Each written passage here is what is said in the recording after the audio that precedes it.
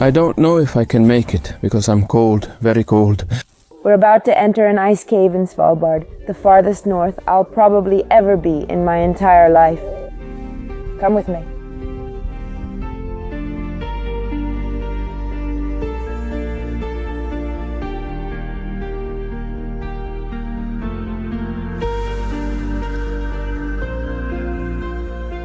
A new day and a new adventure begins here in Svalbard. This is, I think, one of the most epic and crazy things we've ever done. We're going to walk under Snowfall that's coming down the mountain to reach an ice cave. Try to find polar bears. Who knows what the road has in store for us. But I'm going to show you a couple of interesting things. Here we are grabbing all the equipment. There's our guide. Over here he has his rifle, which is the weapon, just in case we run into a bear that's too close. Here goes Ninita. How are you, honey? My hands are really cold. Well, when he lost his gloves, I gave him my other ones, which are a little thicker. They're not very good gloves, so I think we'll need to buy new ones. I have to keep my hands in my sweater, and with all the gear we're putting on, I can't feel my fingers. Still, I'm excited. Look at the number of snowmobiles that are here and there. And well, up there is a parking lot full of just snowmobiles. We came here and they were already here. But the snowfall is really heavy, right? Oh, it's really strong. Impressive. I mean, it's hitting me in the face like a slap of snow. What time is it? It's 9:20 in the morning. The camera's International Organization for Standardization makes it look less dark than it actually is. When I look through the little screen, it looks much clearer than what my eyes actually see. But anyway, so I can show you all, even though we're already in the polar night. Down there you can see the town. We're already a little bit on the outskirts. And look, all of this is fresh snow. Look what happens when you step on it. Are you seeing this? Because between yesterday and today it's been snowing a lot. So it looks like powder.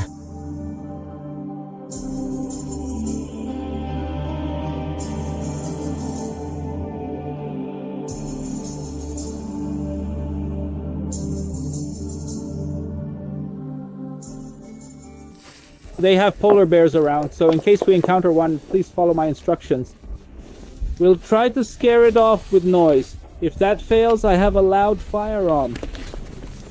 In the worst case, I have a rifle that's half loaded, meaning the magazine is in, but there's no bullet in the chamber, so it can't fire immediately. It's very safe. I can pull the trigger and even point it at you. Don't worry, it's safe but ready to use. Yeah? There's also a rule, we're going to stay together the whole time, okay? If you need to use the bathroom or something like that, let me know and we'll wait, but please don't wander off, let's stay together. We're heading to the ice cave this way. It's a beautiful rainy day and not very cold. If you feel chilly, it's from standing, but walking will warm you up. I always go first because I set the pace and you follow, and you don't know the way anyway.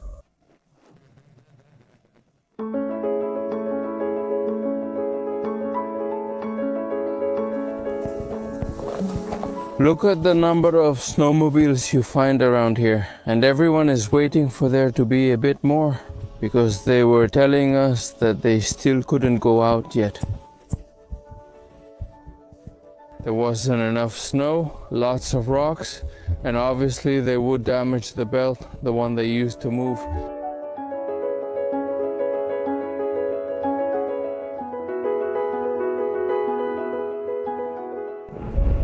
This feels so unreal. It's daytime, but it's not really daytime.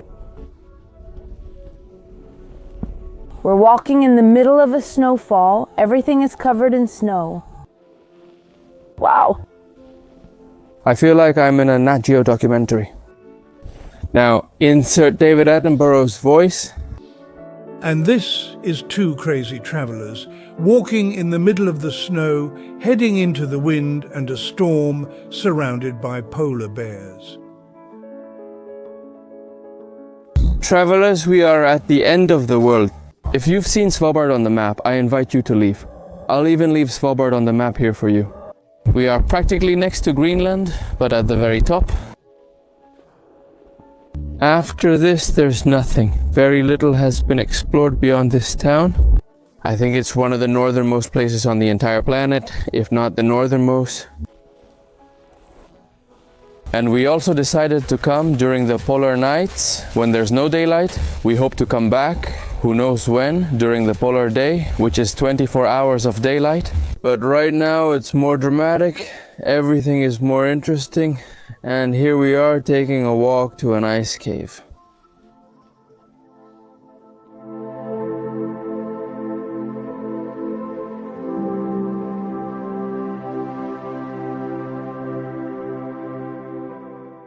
First rule, stay close to the group. You can't even see the group anymore. This is how horror movies start. The scary part would have been breaking a leg.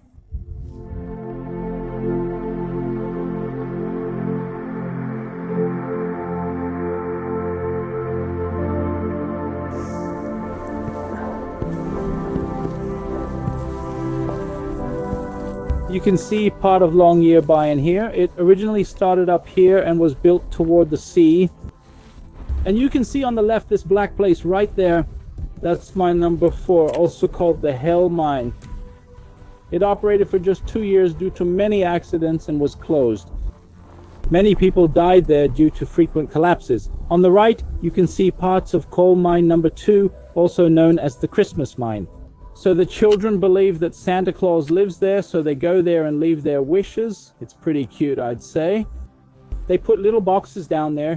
Also, if you look, the visibility isn't very good, but there's a building. It's a red building, probably the biggest one on the mountain. And that's the old cafeteria where all the miners used to eat together in the old days. And maybe you've also heard of Husky. It's the yellow building on the right. Now it's not really visible.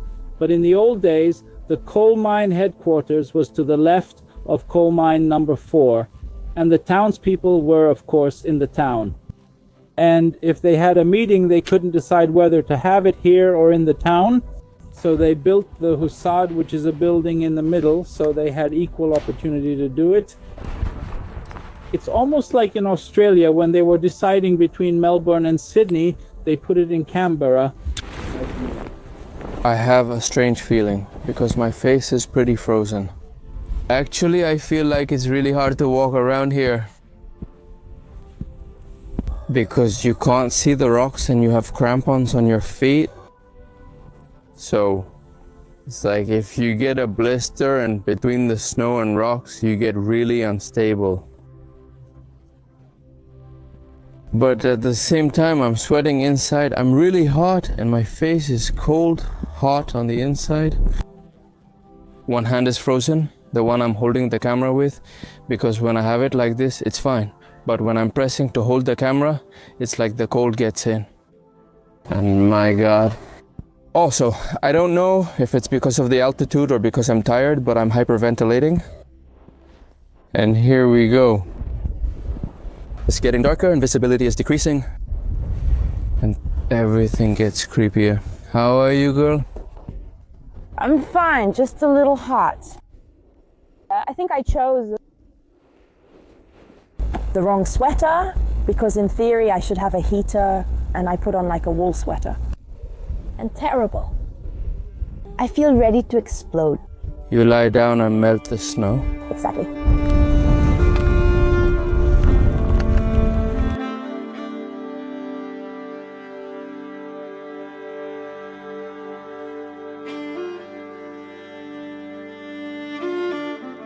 Okay, I don't know whether to be happy or sad. I asked that group, how's it going? How did it go? Since it's the polar night, I wonder if some start the tour at 7 a.m. We began at 9. But no, they told us, no, we just walked up there to the front. You guys have only done about 30% of the walk. You still have about 70% left to go. And of course, after that, enjoy inside and come back. I don't know if this was a good idea. Now things are starting to get fun. The climbs have started. In fact, the guide recommended that anyone who wanted to take off some clothes to avoid sweating too much and have something dry to put on later should do so. Valerie had already done it, but I hadn't. No. I'd rather be a little hot and maybe a little cold later because I'm sweaty, but I don't want to be changing clothes. Besides, with a bag, helmet, no. What you see down there is a tunnel formed by the glacier itself, but it collapsed in the summer, so you can't go in now. I feel like when we woke up at dawn to climb Mount Jumbo or Mount Bolivar, the thing is, the sun is never going to come out here. And look where we came from. Well, you can barely see it anymore. That's crazy.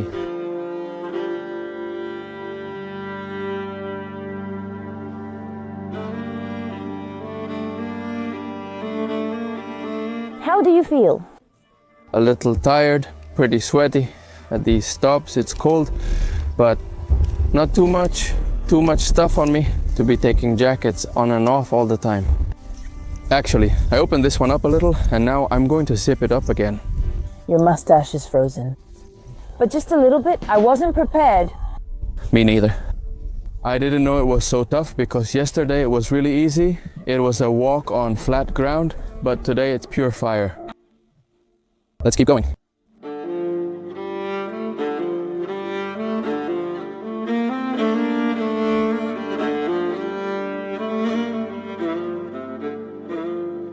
We once had a guide for Isla de la Tortuga who was a liar. He would say, do you see the island way out there? You couldn't see it. I can because of my experience, but you can't. In this case, the guide told us, up there, I don't know if you can see that black spot. It can take about an hour. There's the cave. You can see it and we all do, but with so many rocks, I'm not sure if they're visible in the video. In the widest area up there, you can see a black hole. That's where the cave is. He said there's still about 30% left.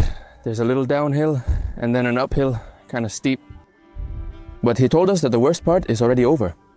Let's see if that's true, because that's also something guides tend to say. They always downplay things so people don't get discouraged. Even though everything has gone really well, even though I'm at the limit, I'm a little tired. What you see over there is the glacier. We're about to enter the ice. With the wind, the snow hits really hard, and the most exposed part we have right now is our face, so it hurts a lot. It's amazing this glacier is almost black. I assume it's due to nearby coal-rich mountains, years of oxidation, and similar factors. But unlike, for example, the one we went to in Chile or Argentina, which are really blue, I imagine it's also because they break apart more. And wow, it looks like bacon. I love that you can see the layers. Wow, how did you fall like that? Well, because there's a hole in the snow. Ouch! Are you okay? I am. Officially on the glacier.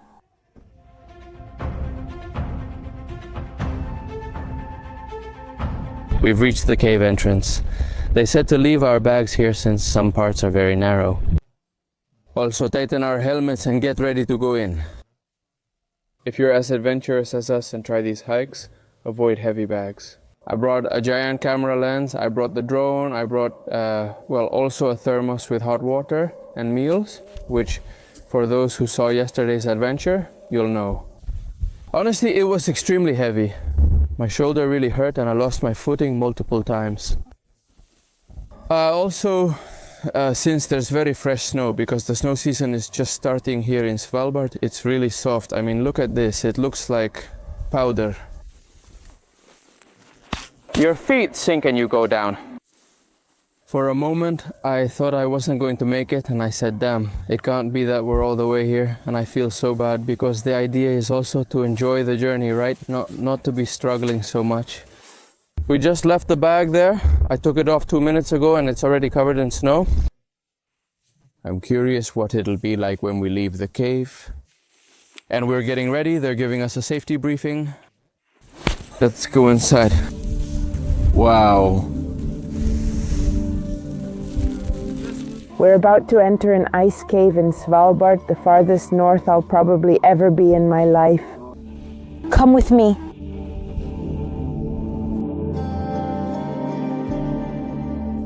Wow, look how beautiful the ceiling is. Obviously it's pure ice, but it also has a kind of frost effect and looks super shiny. How beautiful. Oh wow. I think this is the wildest cave we've ever entered. We once went into one in Switzerland, but it was really touristy.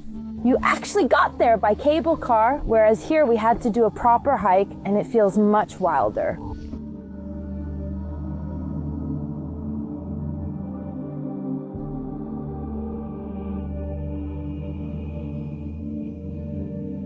Wow. Sure.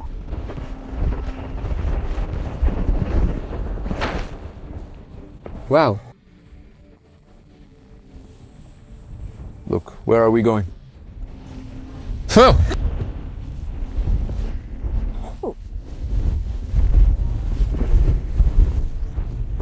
Wow. Impressive.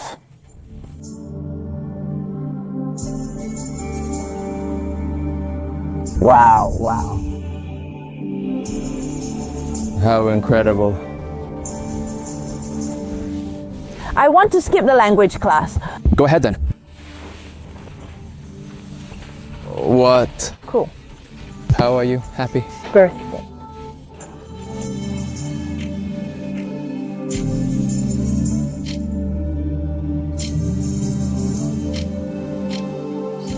This cave is more than 2,000 years old, and it wasn't formed by water freezing, but by the compacting of ice. Well, yes, we're on a glacier, so this is a glacier cave. And they were telling us that these tunnels are made when, in the summer, a little bit of the ice melts and the water starts to flow down, forming these passageways. Another super interesting thing is that no matter what the temperature is outside, for example, it could be minus 30 degrees outside, here it will always be minus 2 degrees. So in a way it's kind of warm, yes. It's comfortable and windless.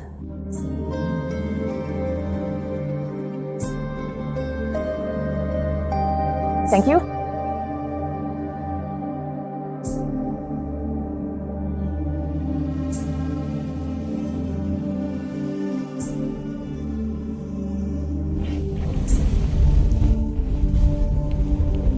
It's hot.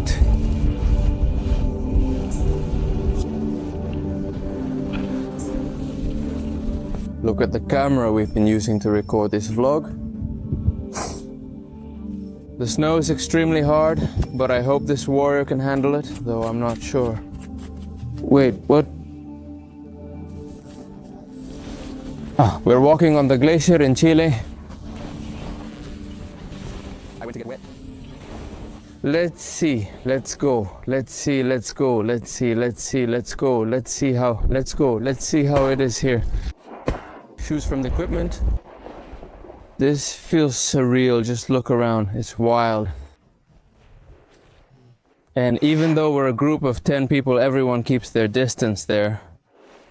Sometimes you feel very alone, like now when I can't see Valerie. It gets a little creepy. But it's also pleasant because you know what? Is the rest of the group ahead? Nothing will happen to you, but still. Let's see. Wow, let's go, interesting. Incredible, incredible. Well, here it is. Honestly, I thought it was going to get more covered in snow than it is, although honestly, it's so.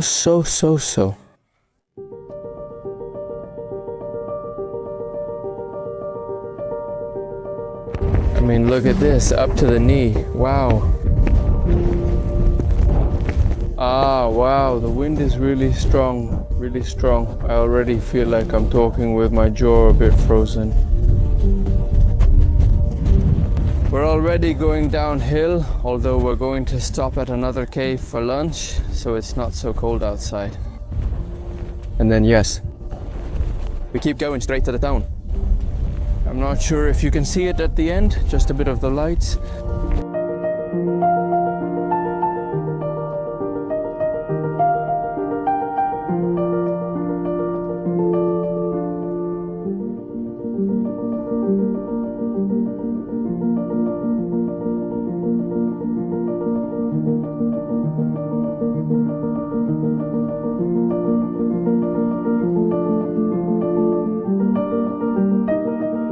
It's crazy what I'm about to say.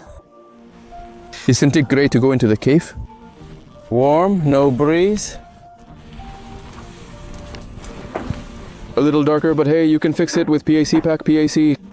Oh, look how awesome this flashlight is. They got my shoe dirty.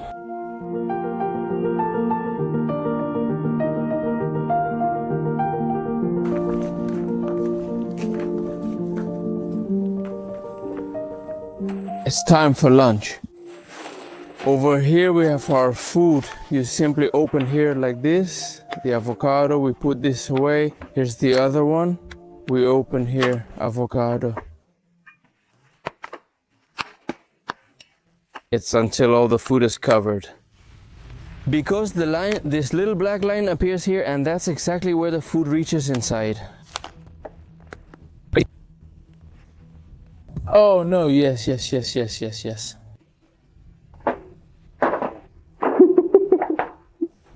Oh, I thought they had given us hot water, but what they actually gave us was a little tea for us to keep. And well, then we stir here a little bit so that the water reaches all the pasta in this case. And then you close it for a little while. And then we close it for 5 minutes. And this, the wild part is, it looks like soup, but it's pasta. Then we'll show it to you in a little while so you can see that it doesn't... Good, very good with flavor. Drums and reggaeton and... Drums and reggaeton. How nice, and plus there's lots of salsa here. What? What madness just happened? Do you see that big gray rock right there in the middle? And all those rocks that are right at the guide's feet? I don't want to point too much because it's a bit embarrassing, but they just fell. Literally, they fell right next to her, the girl who was eating, the one in the red jacket with pants. Black. Who is right next to the guide. And, well, these things are simple, or could it collapse at any moment? In fact, the guide told us that not only in summer but also in winter, the cave could collapse. And, well...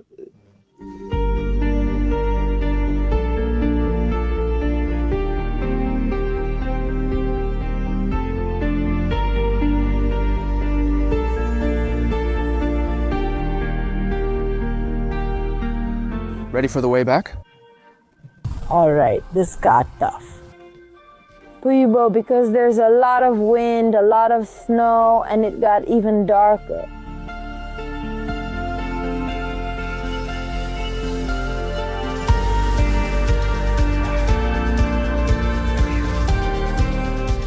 The wind speed is increasing considerably. There are little kids. Perfect! The weather conditions are very unfavorable. But here we go with a positive attitude. Yeah, I don't know. There's about an hour left to go down, and I just want to get there. The reward is going to be a little coffee. Oh, that sounds so good. Yes! Look at the speed. Not sure if you can see it. Wow. Wow.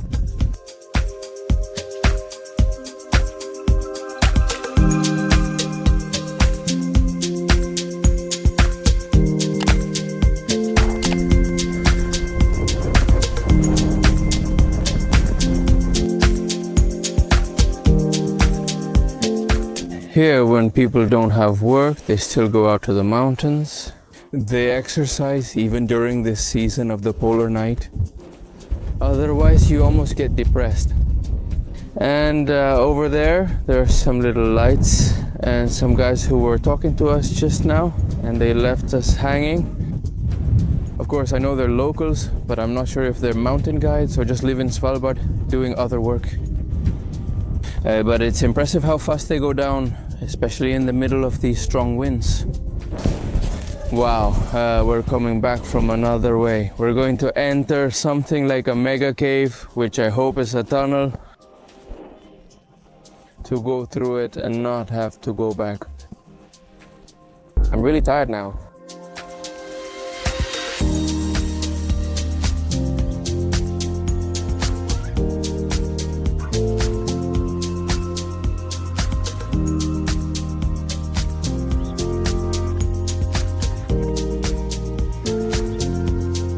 I can't believe we're close. You can already see the town's lights. We must be about 10 or 15 minutes away. Woohoo!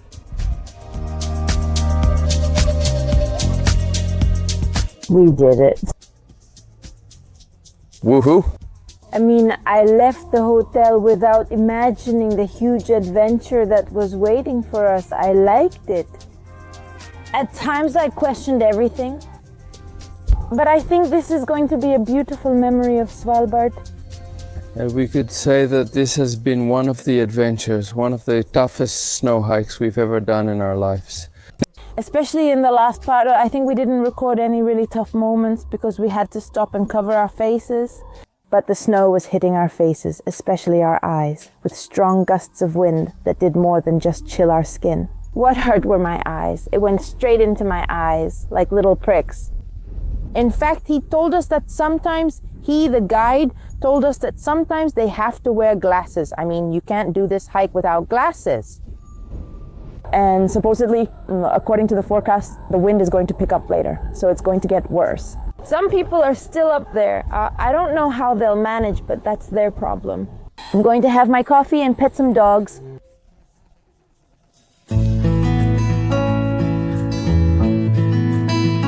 After that adventure, we went to Husky Café. And the owners have 2 huskies walking around loose in the cafe.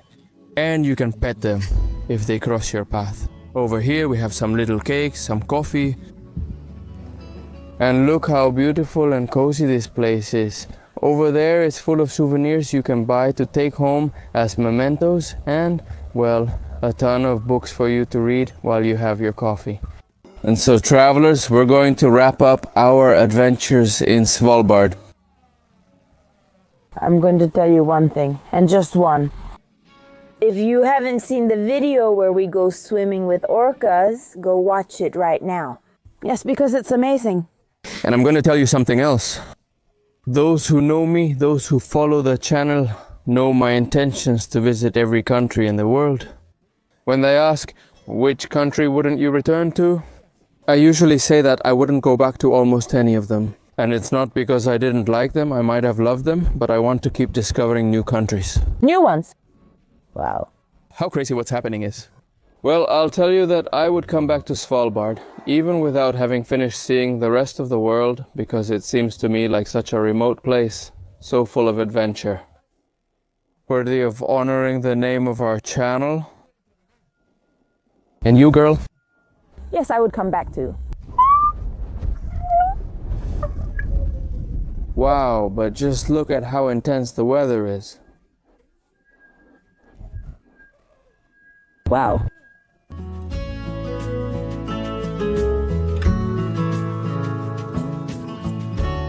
So yeah, I would like to come back for the polar day, when, rather than 24 hours of night like now, there are 24 hours of daylight. And I imagine you have a lot more energy to go on more adventures. I think each person does an adventure for 3 or 4 hours. And now what you want is to sleep for the rest of the day, yes? And if you made it this far, I invite you to check if you're not subscribed yet and to subscribe. Give us a like. Making it this far is amazing. And that way you show us that you really like the video and leave us a comment about, I don't know, what you thought of the adventure. What other country would you like us to visit? Whatever comes to your mind, we will read it with lots of love.